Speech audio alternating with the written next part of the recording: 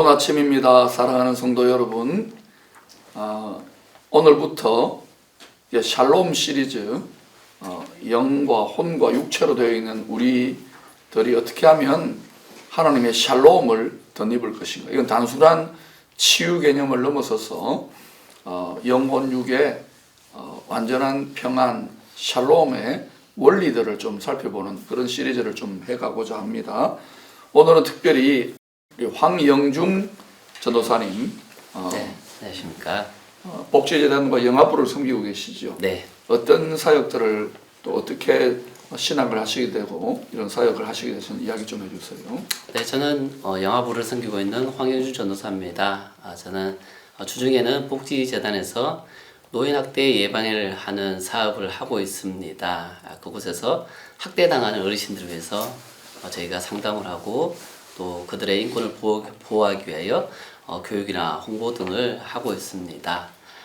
제가 또 이렇게 신학을 하게 된 이유는 사회복지 현장에 있다 보니까 복음이 필요한 사람들이 참 많구나, 그 부분들을 많이 느꼈습니다. 그리고 또 신학을 또 하나님께서 허락하신 부분도 있겠지만 제가 그렇게 아멘하고 받아갈 수 있는 계기가 됐던 것 같습니다. 네. 복지재단 사역만 하기도 힘든데 또 영화부 사역까지. 네. 영화부 사역 해보니까 어때요? 애기들이 뭐 설교를 알아듣지도 못하는데. 네, 처음에는 이제 오늘 말씀하신 것처럼 이 아이들이 과연 무엇을 알아들을 수 있을까, 그런 부분도 있었는데요. 이제 훈련하고 또 아이들 말씀 듣는 가운데 어떻게 보면 아이들이 변할 수 있을까, 그렇게 생각할 수 있는데 저의 말 한마디 한마디에 또 아이들이 순종하며 기도하는 모습, 그리고 그 모든 과정들이 지금 우리가 열면을 알 수 없겠지만 또 향후에는 아이들이 또 믿음으로 자라나가는 귀한 밑거름이 되는 그런 영화부가 아닌가, 그렇게 생각을 해봅니다. 아이들의 지식은 아주 이제 진짜 어린 아이죠. 네. 애기들인데 그 아이들도 하나님의 영이 있으니까, 영적 존재니까 성령으로 그게 다 이제 심어지고 뿌려지는 것이 아닌가 생각합니다. 네, 아멘. 자, 오늘은 특별히 이사야 53장 5절 말씀을 가지고 좀 대화를 하십시오. 한번 읽어주시겠습니까? 네. 그가 찔림은 우리의 허물 때문이요 그가 상함은 우리의 죄악 때문이라. 그가 징계를 받음으로 우리는 평화를 누리고 그가 채찍에 맞음으로 우리는 나음을 받았도다. 아멘. 아멘. 자, 우리 황영경 전도사님은 여기 보니까 뭐 그가 찔리면 우리의 허물, 그가 상하면 우리의 죄악, 이거는 뭐 죄에 대한 죄 사함에 관련되어 있는데, 특별히 그가 징계를 받음으로, 예수님이 징계를 받음으로 우리는 평화를 누리고 또 예수님이 채찍에 맞음으로 우리는 나음을 받았도다. 이 말씀과 관련해서 좀 개인적인 간증이 좀 체험이 있는지요? 가장 기억 남는 것들은 제가 예수 믿기 전에는 참 어떻게 보면 제 삶이 도망자의 삶이었던 것 같습니다. 도망자. 네. 죄를 많이 지었어요? 네, 죄도 많이 지었고요. 사실은 죄도 많이 지었고 어떠한 내가 집중이 되는 그런 시간들이 있으면 그 시간을 회피해 버리고 도망가 버리고 외면하는 게 제 삶이었던 것 같습니다. 또 그리고 그러다 보니까 그거에 대한 또 어떻게 보면 합리적인 대답을 하려고 하다 보니까 또 이렇게 지금은 우리 주님을 많이 섬기지만 옛날에도 다른 주님도 가끔씩은 이렇게 다른 주님. 네. 다른 주님도 가끔 이렇게 섬기면서 이제 그런 삶을 살면서 제가 예수 그리스도를 다시 믿으면서 한 말씀을 이렇게 잡았던 말씀들이 기억납니다. 할 수 있거든, 이게 무슨 말이냐? 믿는 자에게 능치 못한 일이 없다 하신 그 말씀이었고요. 그래서 그 말씀을 잡고 힘들고 제가 어려울 때마다 예수님을 다시 믿고 나서는 제가 후퇴하는 삶을 살진 않았던 것 같습니다. 그 상황이 힘들었지만. 네. 주님 믿고 마음이 많이 평안해지셨습니까? 그래서? 네, 많이 평안해졌고요. 그렇지만 또 여전히 염려하지 말라 그러셨는데 또 이렇게 연약하다 보니까 염려되기도 하고요. 또 엎치락 뒤치락 하는 네. 거죠. 네. 자, 그런데 또 채찍에 맞음으로 우리는 나음을 입었더니 육체적인 부분인데, 네. 실제로 이렇게 제가 알기도 얼마 전에 좀 몸에 고란이 있었는데 이런 경험들이 있는데, 치유의 경험. 네, 제가 2019년 거의 1년 동안은 좀 시름시름 앓았습니다. 오늘도 아신 것처럼 원인도 알 수 없었고요. 병원에 가서 진료를 받았을 때도 원인을 알 수 없는 흉통, 또 이렇게 기침들이 많이 난다고 그랬고요. 그래서 제 나름대로 하나님께서 징계하시나? 이제 이런 생각도 잠깐 했었고요. 근데 결론적으로는 이제 그 아픈 부위가 담낭이었고요. 그래서 이제 수술을 통해서 담낭을 잘라내었었고, 이제 그 과정 통하면서 내가 담낭 수술하는 그 순간 이것이 죽음이 아닌가에 대한 부분도 많이 생각을 했었습니다. 여기서 만약에 깨어나지 못한다 그러면 이게 죽음인데 그 생각도 많이 했었고, 그다음에 이제 회복하는 기간 동안도 많은 아픔들이 있었고요. 이제 절망도 많이 있었고, 그러면서 예수님의 찔림 과연 나는 지금 조금 아프다고 이렇게 절망하고 낭망되는데 예수님은 어땠을까? 그리고 예수님이 십자가 내려가는 그 고통을 어떻게 감당하셨을까? 그런 부분들을 좀 많이 묵상하게 됐고요. 또 지금은 많이 회복되고 조금만 남아야 되는 상황입니다. 조금 남았어요. 네. 그거를 이제 하나님이 이제 더 큰 믿음을 키우기 위해서 네. 남겨두신 것 같은데, 네. 여러분 우리 성도들은 잘 아실 거예요. 몇 년 전까지만 해도 저도 이렇게 너무 무리하고 또 스트레스를 많이 받아가지고 또 이 교회에 대한 염려도 많이 하고 이렇게 했지요. 그래서 기쁨으로 가다가 한번 제가 많이 힘들어서 여러분 알 거예요. 기침을 뭐 수도 없이 했을 거예요, 그죠? 네. 그래서 어떤 성도님들은 뭐 1시간 예배 드리면서 우리 박진성 목사님 기침 몇 번 했는지 막 체크해가지고 오늘은 53번 했다, 오늘은 65번 했다, 막 이렇게 너무 제가 그때 힘들어서 사실은. 근데 요새 기침 별로 안 하잖아요, 그죠? 네. 그 이유가 여러 가지 있겠지만 속사람이 강해지고, 제가 그때 너무 어려움을 겪고 난 다음에 다시는 근심하지 말아야 되겠다, 다시는 두려워하지 말아야겠다, 그리고 나는 죽었다 생각하고 나가야 어떤 문제가 생기더라도 이렇게 마음 먹으니까 속사람이 강해지는 거예요. 근데 그 결과로 희한하게도 이렇게 몸이 이전보다 한 3배는 더 열심히 사는 것 같은데, 지금 돌아보면 그것을 이기고 나니까 뭐 우리 성도님들이 도라지도 해주시고 오미자차도 해주시고 뭐 생강차도 해주시고 또 뭐 하여튼 제가 거의 도라지하고 원수 될 뻔했어요. 그런데 궁극적으로는 주님의 말씀에 대한 아주 절대적인 믿음으로, 이게 어떤 영적인 공격들도 있었던 것 같아요. 그래서 아주 사생결단을 하고 이겨내려고 작정하고 나니까 그 다음부터 이게 떠나가는 거예요. 그리고 몇 년 전부터 이렇게 이게 막 좀 일어날 때도 저는 이게 나았다라고 주장하면서 나아가는 순간부터 지금 보세요. 내가 인터뷰하면서 새벽에 이렇게 많은 설교를 하는데도 거의 기침 안 하잖아요. 할렐루야. 아멘. 여러분에게도 그렇게 될 줄로 믿습니다. 아멘. 네. 자, 부흥하는 것 같습니다. 자, 그런데 여기에 오늘 본문은 이사야서 53장인데 이사야 53장의 7절인데 이사야 53장은 특별히 어떤 본문입니까? 이 본문은 또 메시아 텍스트라 그렇게 말씀하기도 하고요. 또 복음의 선지자 이사야의 말씀이 기록된 말씀입니다. 이스라엘 당시에 타락 상황에 대해서 말씀하고 계시고 이스라엘 백성을 회복하기 위한 예수 그리스도의 어떻게 보면 선택, 또 하나님께서 주신 사명에 대한 또 어떻게 보면 마침표가 될 수 있는 그런 본문이라 할 수 있을 것 같습니다. 자, 오늘 여기에 보면은 그가 찔림은 우리의 허물 때문이요, 그가 상함은 우리의 죄악 때문이라. 우리의 허물과 죄가 많잖아요. 그 죄책감이 우리를 공격할 때 우리가 주님이 대신 짊어지셨구나, 이것도 이제 알 것 같은데, 그가 징계를 받음으로 우리는 평화를 누린다. 그가 채찍에 맞음으로 우리는 나음을 받았도다. 이건 또 과거 시제입니다, 그죠? 그런데 어때요? 전사님, 이 말씀 앞에 이런 의문을 가져본 적 없어요?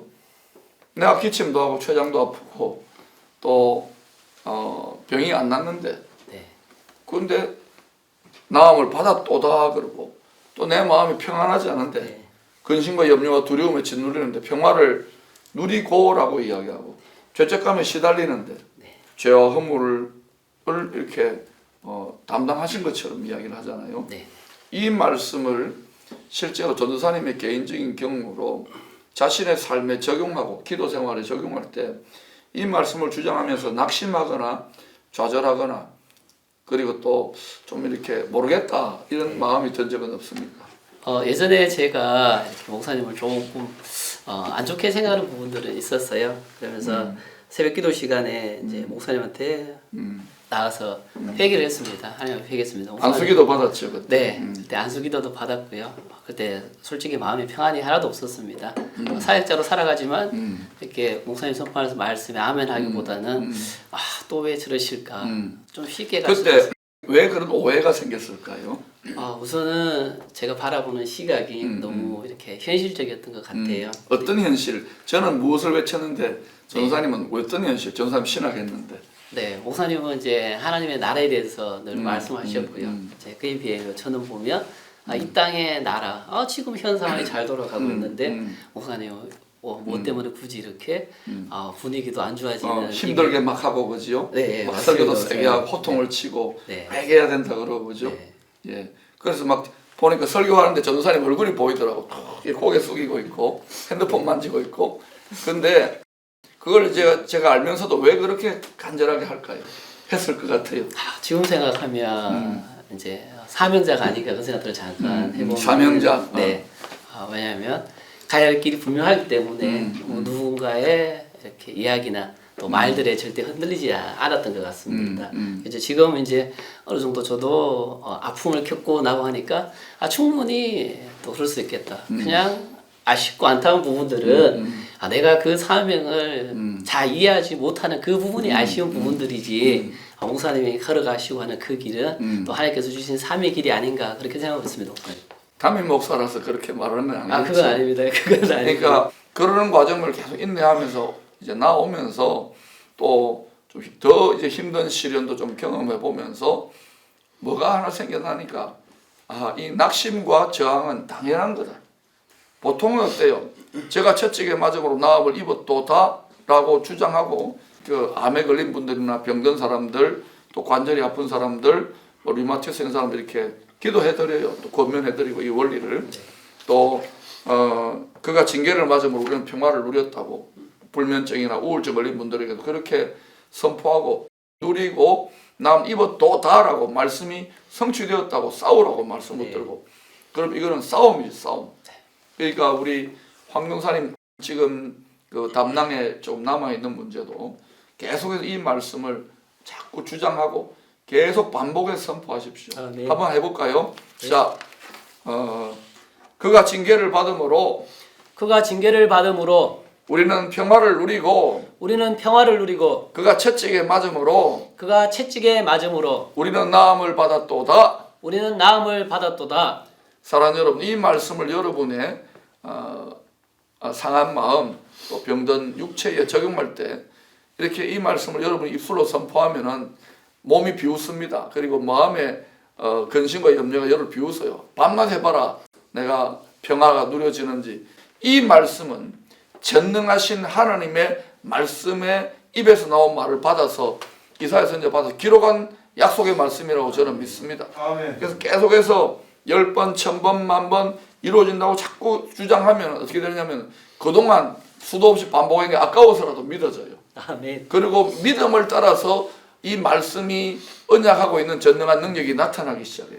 계속해서 하나님의 영의 말씀이 이 육신의 물질이지 않은 흙을 다스릴 수 있도록 계속해서 주장하게 되면 하나님이 우리가 아프고 괴롭고 힘들어지는 걸 원치 않잖아요. 아멘. 주님이 이 땅에서 사역 전국 복음을 전거하실 때 항상 치유가 동반됐습니다. 그런데 이거는 특수한 사람들에게만 일어나고 마치 치유는 나를 징계하시고 연단하셔가지고 가시로 주신 것이다.